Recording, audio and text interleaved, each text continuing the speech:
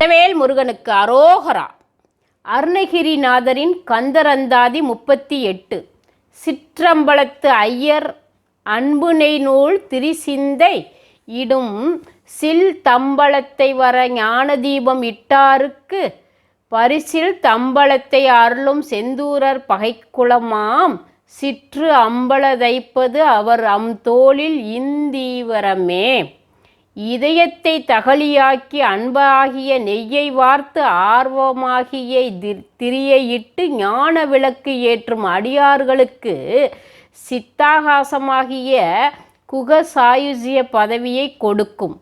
செந்திலாண்டவனின் சத்துரு சங்கார பானம் இருக்க அவர் அணிந்த நீலோற்பல மாலையே மன்மதன் பானத்தில் ஒன்றாக என் நெஞ்சில் தைக்கிறது.